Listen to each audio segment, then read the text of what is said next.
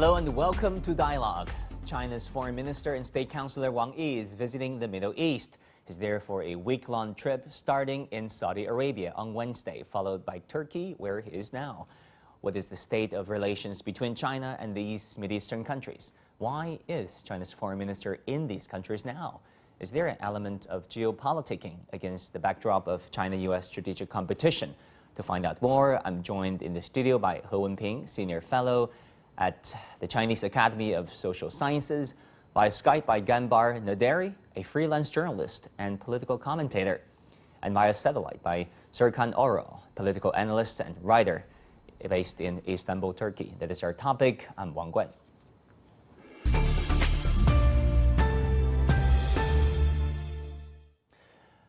Ms. He, let me go to you first. China's foreign minister is in these Mideastern countries, 4 Arab countries plus Turkey and Iran. What do you make of the fact that the Chinese foreign minister is in these countries right now? Well, it's if you think about this timing, we just witnessed those very, famous those talk like between China and the U.S. in Alaska, and also then the Russian foreign minister traveled to China, the greeting the beautiful city in China. So all of those very, frequent diplomatic move. Yeah. So people will naturally think now China moved to, another very important area like Middle East. Used to be a very influential area given by the United States and Russia. So actually, I think it's not that way, just thinking in one single perspective. By the way, if you go back to the early of this year, the State Councilor and the Foreign Minister Wang Yi visited Africa. By that time, it's Africa. I think it's 4 countries in Africa. And then later on, he visited East Asian countries. That's 4 countries. And now it's 6 countries in the Middle East. So all those like Africa, Asia, and then Middle East, they have one single common identity. That is developing countries. So nowadays, I think China paid great, the importance to these developing countries as a whole. Why now is more important than before? Before always important, by the way, but now it seems even more important than before, because now given those we just mentioned, those U.S. and Russia and China, and also now don't forget the State Secretary Blinken now is visiting after Alaska. He visited a European country. Before Alaska, he visited like Japan and South Korea for those 2+2 meeting. So they are doing another circling, trying to contain China, trying to contain Russia in the Europe and here in Asia. So there's no other way for China. We also need to develop our strong base. I think this is number one, because I noticed that this talk is not saying just talking about resources, talking about like a market, like a BRI, Belt and Road Initiative, also saying this is a strategic, this kind of communication, strategic.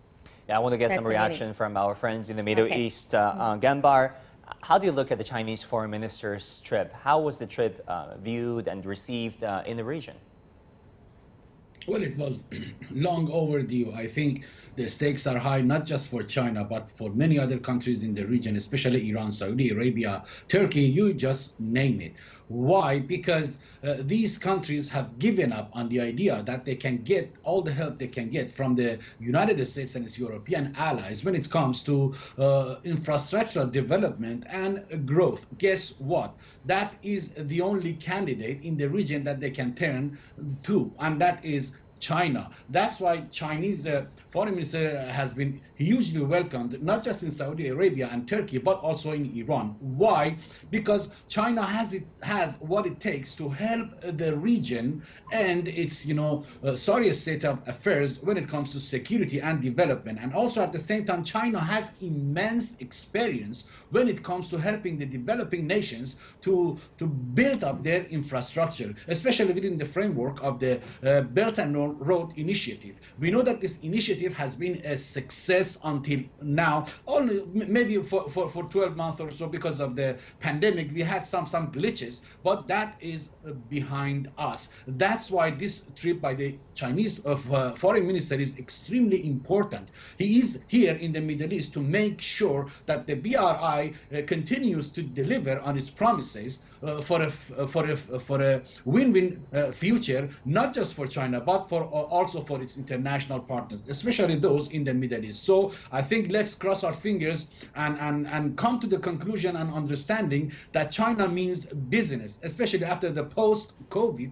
pandemic. That's why its officials, its top diplomats are in the Middle East. And I do believe from the bottom of my heart that China is extremely an honest broker, unlike so many other outside powers in the region. China means business. Serkan in Istanbul, Turkey, do you look at that way too? Is that all about what the trip is all about, made by the Chinese foreign minister to Turkey right now and to the region at large? Chinese Foreign Minister Wang Yi, he's in Turkey, and it's a real chance for the region to recover the region. 21st century Turks, Arabs and Iranians see that China is a rising power in the global area. And last 4 years during the Trump administration, he put a big rock on the scales of the justice in the region because of the Israeli side. But now, when we see the last 10 years, China's global new project, both Belt and Road projects, and also Chinese President Xi Jinping's wealth and power project is acceptable from the East Asia's side. And the other important thing is, it seems this projection is copied by the West. I mean the US, when you listen both Biden administration and Blinken's last sentences, they say we don't want to put more arms on the region and or any coup attempts against the countries. So this means they will follow Chinese path that was so important for the peace, stability, prosperity, and the development of the regions. Yeah, one issue that we have to talk about is the issue of Xinjiang. That is making headlines today because of a number of Western companies boycotting Xinjiang cotton. So Gambar, let me circle back to you first before I go to Madame He here.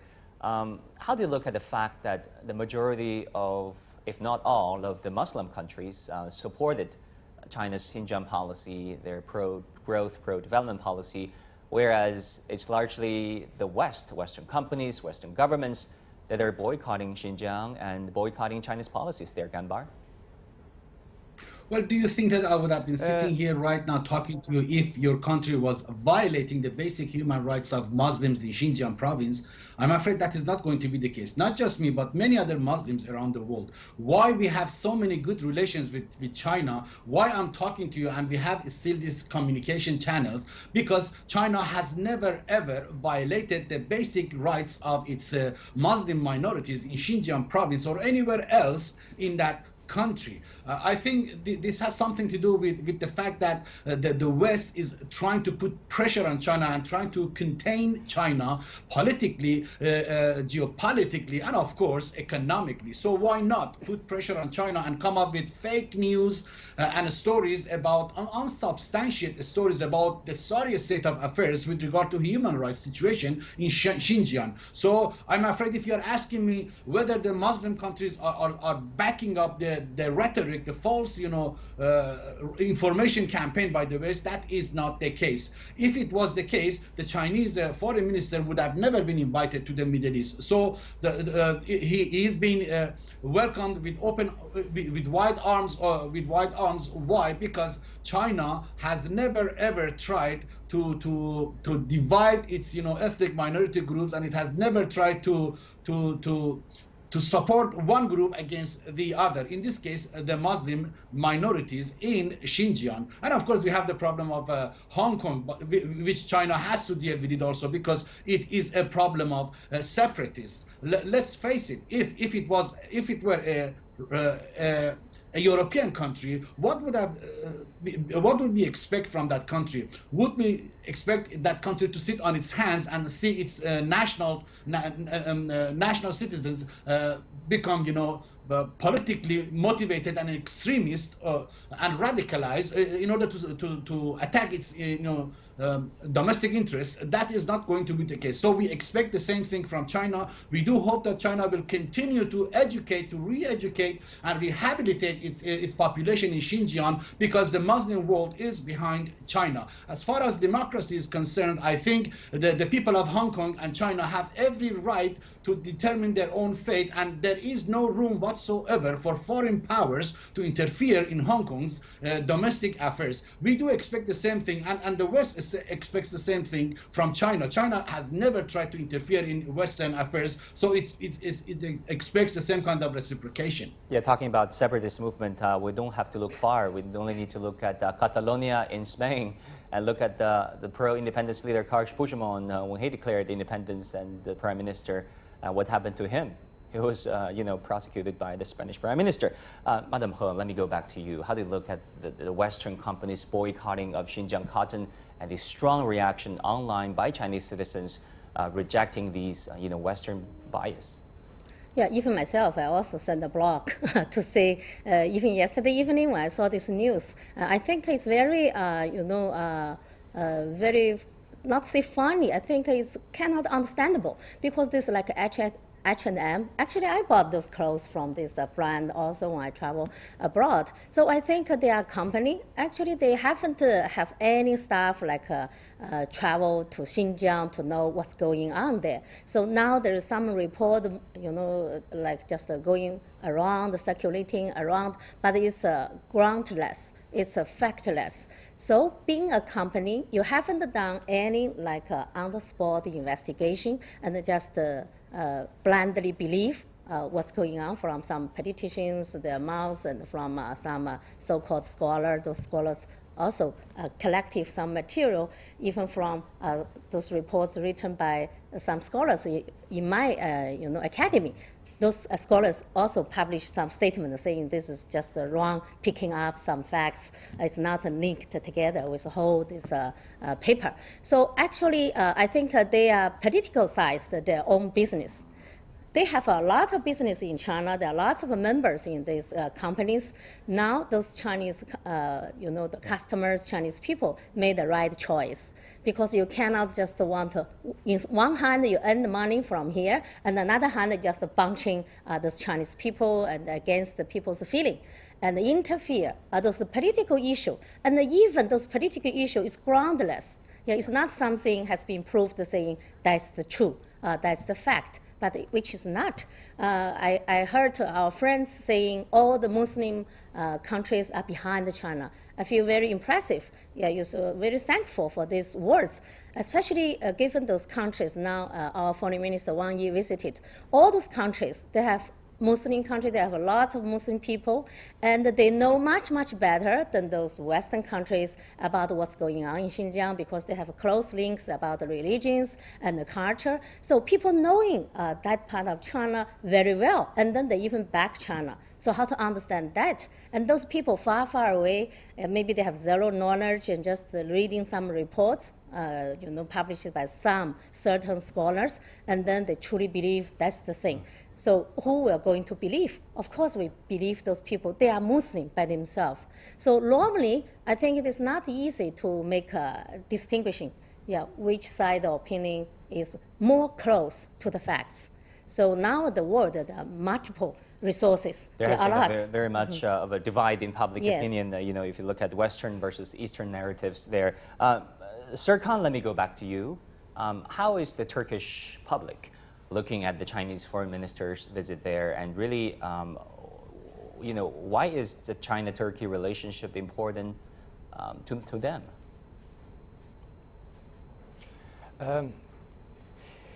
The foreign ministers' consultation mechanism was held between Turkish minister and the Chinese minister.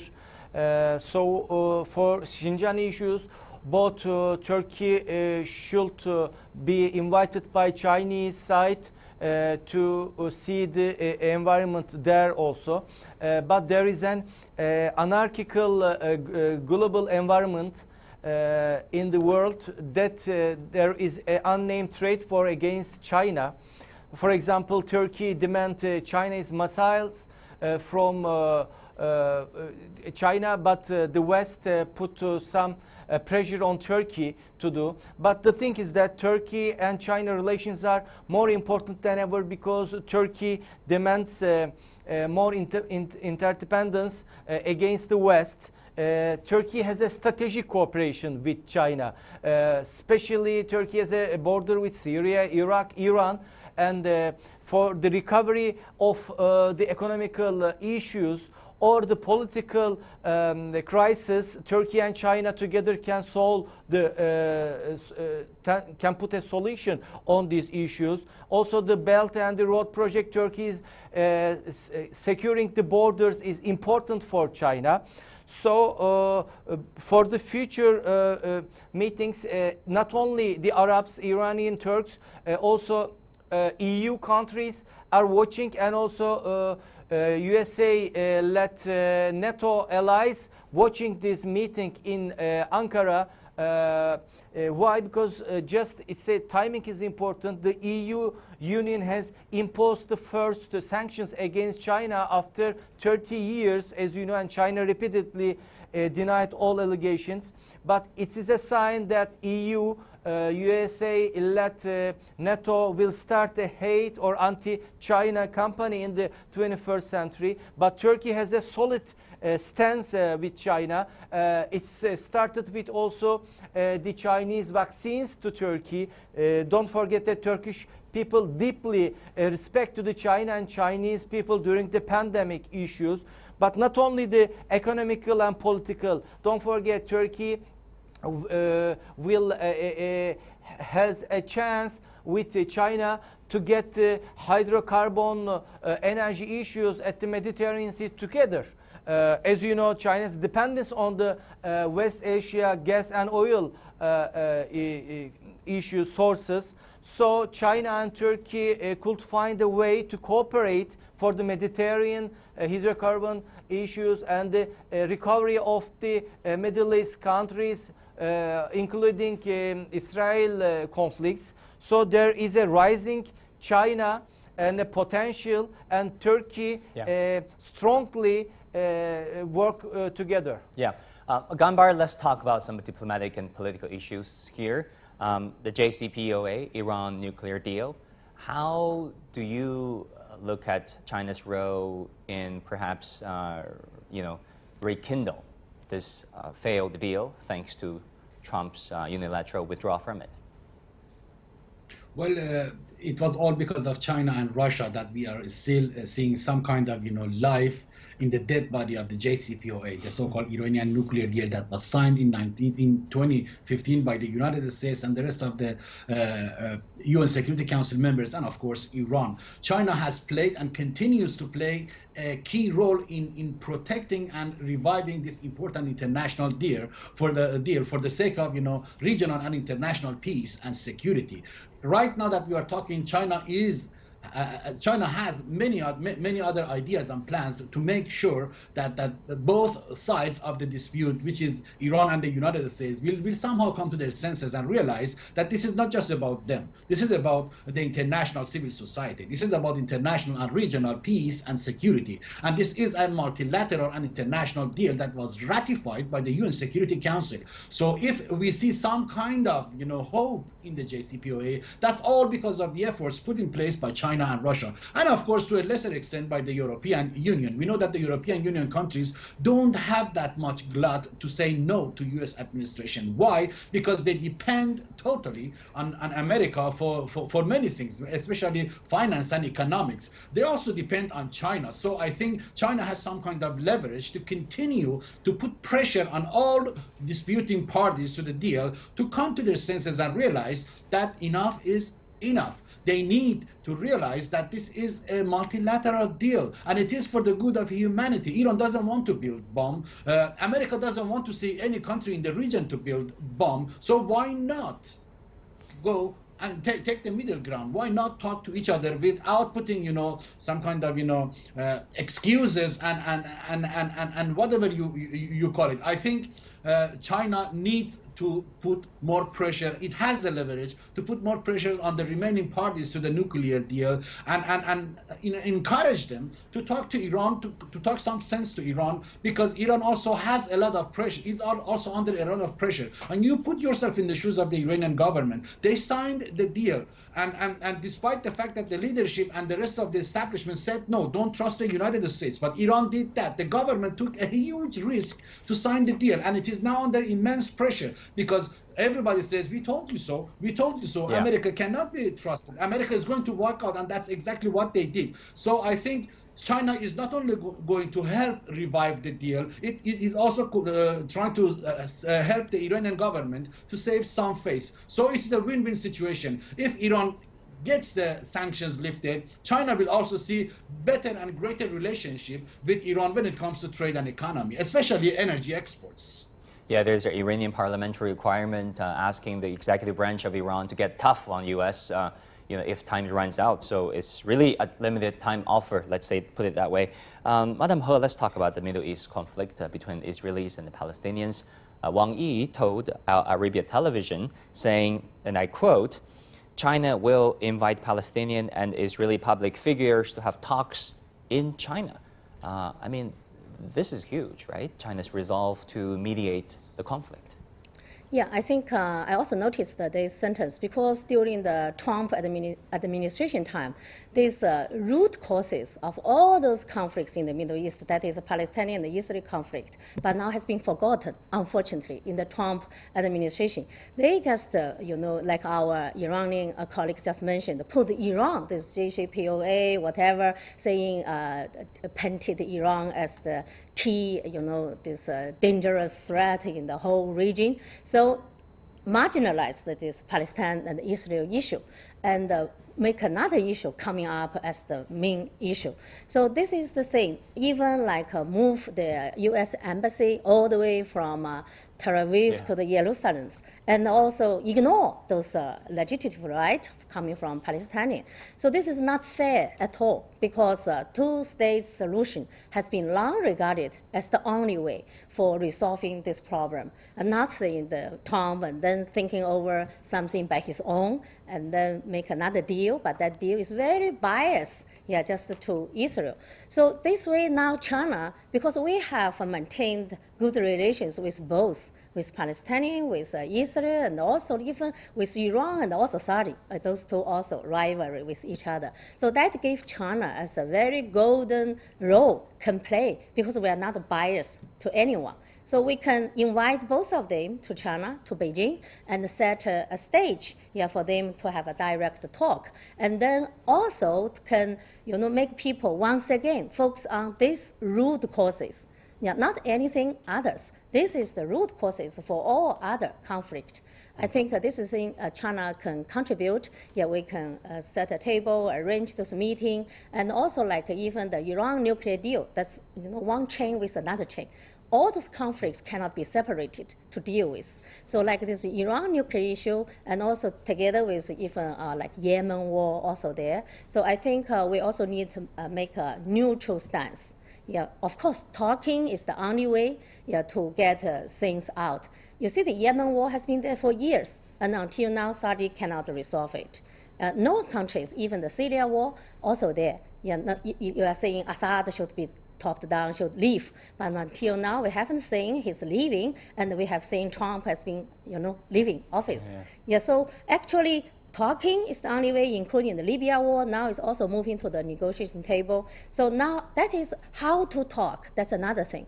You need to put forward some proposal. This kind of proposal should be neutral, should be not just biased to anyone. So this is the wisdom. Now we are seeing China's wisdom. So we also offer some idea Yeah, we have been constantly talking, 6 points or sometimes in 5 points, there's suggestions, 5 or 6, whatever. So actually, international society also reached those consensus already, given so decades long. So, but unfortunately, whenever someone come up to the top, like to the office, some big country, and then just push away all those consensus, they want to go something by their own, and then created new those chaos. So that's the, something in mass.